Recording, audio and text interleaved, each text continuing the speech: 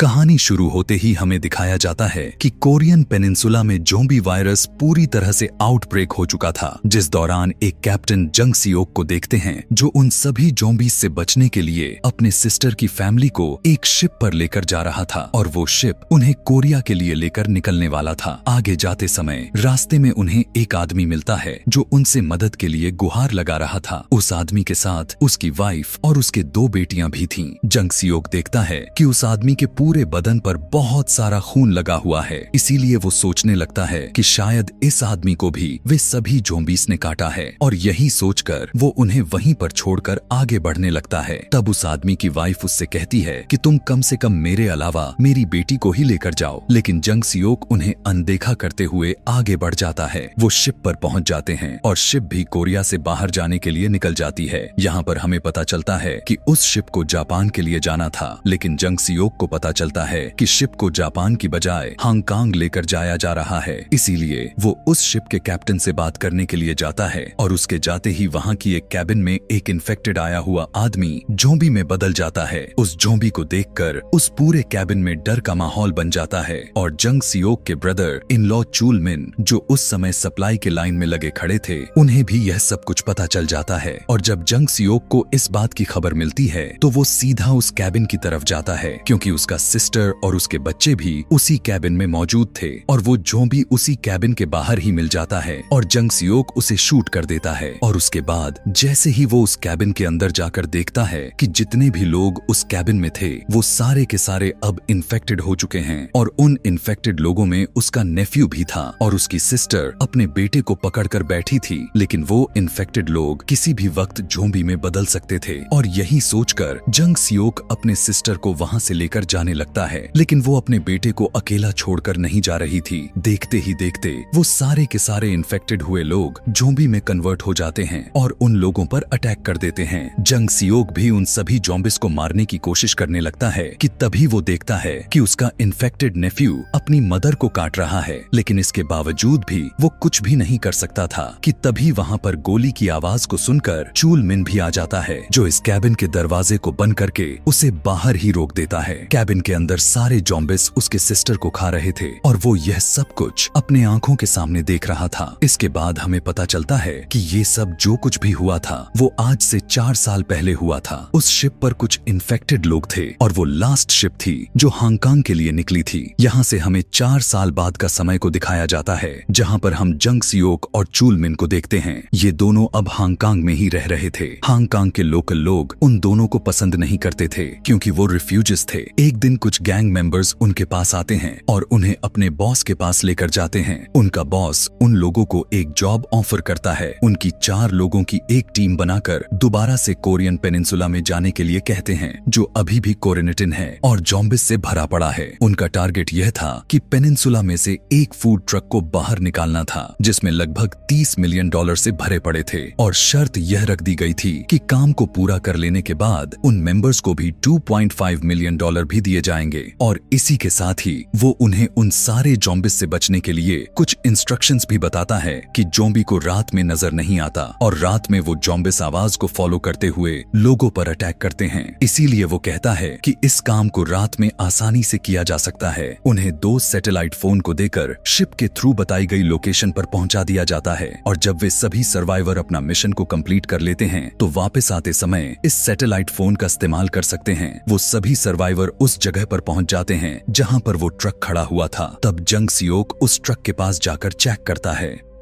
तब उसे पता चलता है कि वो ट्रक तो उन लोगों का नहीं है। जंग सियोक जब ट्रक को चेक करने के बाद वापस आ रहा था कि तभी उसे किसी की आवाज आती हुई सुनाई देती है। वो देख पाता है कि एक बिल्डिंग जो गिरी हुई है और उसमें ज़ोंबीज भरे पड़े थे और वो बिल्डिंग ग्लास की थी, इसलिए उसमें सारे के सारे ज़ोंबीज दिखाई दे रहे थे और उस ग्लास का कोई भी भरोसा नहीं किया जा सकता था कि कब वो टूट जाए और सारे ज़ोंबीज बाहर आ जाएं। यह देखकर जंग सियोक जल्दी से आकर गाड़ी में बैठ जाता है और वे सभी फिर से अपने टारगेट के लिए निकल जाते जाते हैं। कुछ दूरी पर उन्हें एक और ट्रक नजर आता है और इस बार जंग सियोक अकेला नहीं जाता, उसके साथ चूल मिन और उसके साथ उसका एक और पार्टनर भी जाता है। वहाँ पर वो लोग अकेले नहीं थे, कोई और भी था जो उन लोगों पर नजर गड़ाकर बैठा हुआ था। जब वे सभी ट्रक को खोलकर देखते हैं तो उन्हें पता चलता है कि वो तो पूरा का पूरा ट्रक पैसों से भरा हुआ है। यहाँ पर ट्रक को ढूंढने का मिशन तो पूरा हो जाता है और अब वहाँ से निकलने का टाइम हो चुका था। वो देखते हैं कि उस ट्रक का ड्राइवर भी एक ज़ॉम्बी में बदल चुका है और इन्हें लगता है कि शायद वो मर चुका है, लेकिन यह सोच तो उनके लिए गलत साबित होने वाली थी। जैसे ही चूल मिन ट्रक के अंदर जाने लगता है, वो ट्रक ड्राइवर जिंदा होकर झपट पड़ता है, जिससे ट्रक का हॉर्न प्रेस हो जाता है और पूरे एरिया में उस हॉर्न की आवाज जोर से गूंज जाती है। ये आवाज सुनकर वो सारे ज़ॉम्बिस अलर्ट होकर उनकी तरफ बढ़ना शुरू कर देते हैं और ये कोई ऐसा वैसा ज़ॉम्बी नहीं थे, बल्कि कोरिया के अल्ट्रा फास्टर ज़ॉम्बिस थे।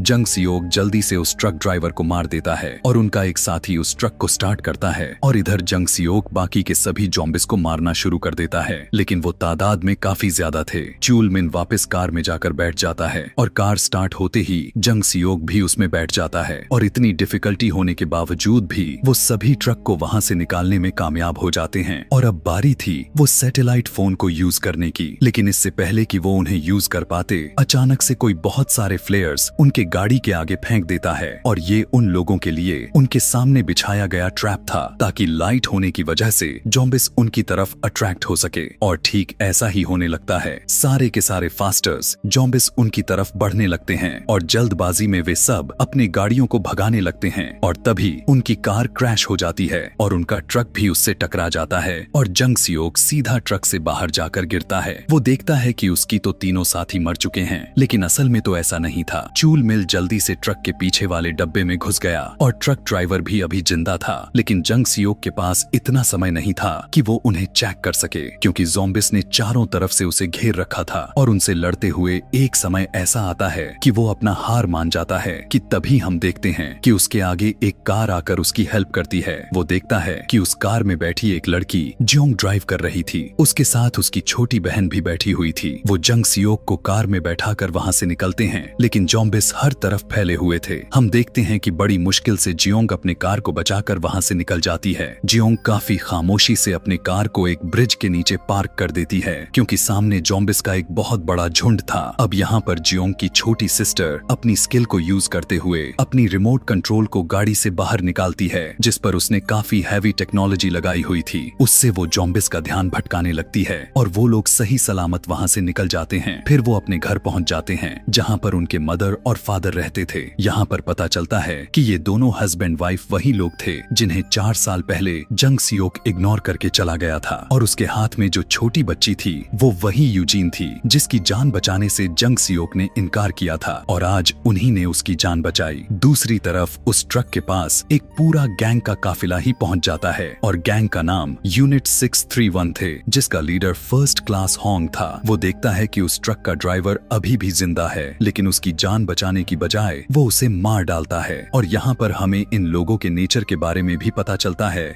कि ये भी किसी ज़ॉम्बी से कम नहीं हैं और ये वही गैंग था जिन्होंने जंग सियोक के गाड़ी के सामने फ्लेयर्स फेंका था ताकि वो सभी ज़ॉम्बीज से मारे जाए। वो उस ट्रक को लेकर वहाँ से जाने लग गए, यह सोचकर कि शायद वो फूड से भरा हुआ होगा। वो अपने मिलिट्री कंपाउंड तक पहुँच जाते हैं, जहाँ पर वो काफी फेमस था। दूसरी तरफ जंग सियोक देखता है जियोंग के फादर एल्डर किम किसी मिलिट्री ऑफिसर से बात करने की कोशिश कर रहे हैं और उसे यकीन था कि जेन उन्हें यहाँ से बाहर निकाल लेगी, लेकिन बुरी खबर तो यह था कि मिलिट्री ऑपरेशन आज से 4 साल पहले ही बंद हो चुकी थी और उन तीनों को इस बात का पता था उन लोगों को यहाँ से निकालने के लिए कोई नहीं आएगा। लेकिन जब उन्हें पता चलता है कि जंग सियोक हांगकांग से ही है तो वो सभी काफी हैरान हो जाते हैं कि पिछले 4 सालों में उन लोगों को कोई नहीं बचाने के लिए आया, लेकिन पैसों के खातिर लोग यहाँ पर आ गए। जियोंग की मदर उससे पूछने लगती है कि उनके बाकी के साथियों का क्या हुआ। वो कहता है कि अब वे सभी मारे गए और उधर की साइड में जब वे लोग इस फूड वाले ट्रैक को खोलते हैं तो उन्हें अंदर से चूल मिन भी मिल जाता है। वो उसे पकड़ लेते हैं और किसी गेम के लिए उसे अपने साथ लेकर जाते हैं। कुछ समय के बाद जब उस गैंग का एक मेंबर उस ट्रक में से एक बैग को खोलता है तो उसकी आंखें खुली की खुली रह जाती हैं। वो सीधा कैप्टन सीईओ के पास जाता है और उसे उस पैसों के बारे में बता देता है। वो जब ट्रक पर जाकर चेक करता है तब उसे बहुत सारे डॉलर के साथ सैटेलाइट फोन्स भी मिलते हैं। फोन को जैसे ही चालू करता है तो उस पर कॉल आती है। कॉल उठाने पर सीईओ को पता चलता है कि ये ट्रक किसी ऑपरेशन का पार्ट है जिसमें इस ट्रक को वापस लाने के पैसे भी मिलेंगे और उन्हें कोरिया से बाहर निकाला जाएगा। और फिर इस बात को सुनते ही वो खुद उस ट्रक को बोट पर लेकर जाने की तैयारी करने लगता है और वो इस बात को वो सीक्रेट रखता है। दूसरी तरफ हम देखते हैं कि चूल मिन को बाकी के सरफेस के साथ रखा गया था और उन्हें देखने के लिए बहुत सारे लोग वहाँ पर जमा हुए होते हैं। ये एक गेम शो था जहाँ पर ज़ॉम्बी और इंसानों को आमने सामने आना था और सारे के सारे इस शो को देखने के लिए काफी ज्यादा एक्साइटेड थे। पहली राउंड को कुछ लोग ही सरवाइव कर पाते हैं और उनमें चूल मिन भी शामिल था। उधर जंग सियोक के साथ वो लोग इस बात को लेकर डिसाइड करते हैं कि वो मिलिट्री कंपाउंड में जरूर जाएंगे क्योंकि उन्हें सैटेलाइट फोन काफी जरूरी है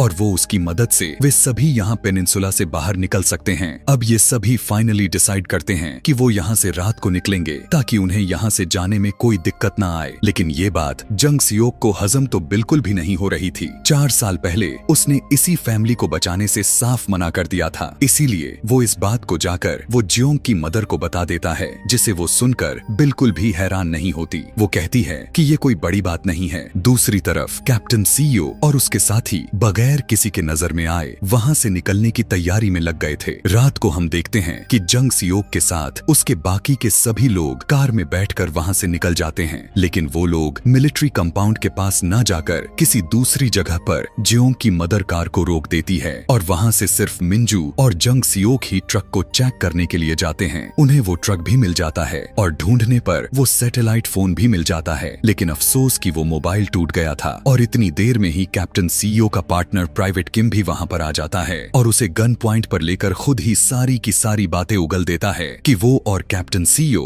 दोनों उन लोगों से मिलना चाहते हैं और सीईओ को इस पूरे ऑपरेशन के बारे में एक सैटेलाइट फोन के जरिए पता चला है जो उसके रूम में मौजूद है। इस बात को सुनते ही जंग सियोक समझ जाता है कि उन्हें चूल मिन का फोन मिला है और इतने में वो किम यह बात भी उगल देता है कि हमें उस ट्रक में से एक आदमी भी मिला था जो अब उस क्रेजी गेम का पार्ट बन चुका है। यह सुनते ही जंग सियोक उसे बचाने के लिए वहाँ से सीधा उसकी तरफ ही भागता है। उसके जाते ही कैप्टन सीईओ भी वहाँ पर आ जाता है। वो बात करने में बिल्कुल इंटरेस्टेड नहीं था, इसीलिए वो फौरन उन पर फायरिंग शुरू कर देता है। तब मिंजू अपनी गाड़ी को रिवर्स करके उसे उठा देती है और उसके पॉकेट से जंग सियोक के सैटेलाइट फोन को निकाल लेती है। लेकिन यहाँ पर एक गड़बड़ हो जाती है। गोलियों की आवाज को सुनकर सारे के सारे ज़ॉम्बिस उन्हीं के तरफ बढ़ने लग जाते हैं। बिल्कुल ठीक वक्त पर जंग सियोक उस गेम में पहुंच जाता है और चूल मिन को बचा लेता है। किसी तरह वो दोनों ज़ॉम्बिस के साथ उन सभी गैंग मेंबर्स से बचकर वहां से बाहर निकल जाते हैं, लेकिन एक ज़ॉम्बी जंग सियोक को पकड़ लेता है और अब चूल मिन के पास सिर्फ 2 ही रास्ते थे, या तो वो अपनी जान बचाकर वहां से भाग जाए या फिर वो उस गन के जरिए जंग सियोक को बचा सकता था। और अच्छी बात तो यह थी कि वो सेकंड ऑप्शन को ही प्रेफर करता है। वो गन से उस ज़ॉम्बी को मारकर जंग सियोक को बचा लेता है, लेकिन तभी उस गैंग का लीडर सार्जेंट उसे पीछे से शूट कर देता है। उसे मरा हुआ देखकर जंग सियोक काफी ज्यादा शॉक्ड हो जाता है। उसे कुछ भी समझ में नहीं आ रहा था कि वो क्या करे। उसकी तो अब सारी फैमिली ही खत्म हो चुकी थी। चूल मिन ही एक बचा हुआ था, लेकिन अब वो भी मारा जा चुका है और वो सार्जेंट उन्हें भी शूट करने ही वाला था। तभी मिंजू उस ट्रक को लेकर वहाँ पर पहुँच जाती है और वो जंग सियोक को ट्रक में बैठने के लिए उसे काफी इंजेस्ट करने लगती है। यहाँ पर हम देखते हैं कि उनके ट्रक को भी ज़ॉम्बिस ने चारों तरफ से घेरा हुआ था और शीशा टूटने की वजह से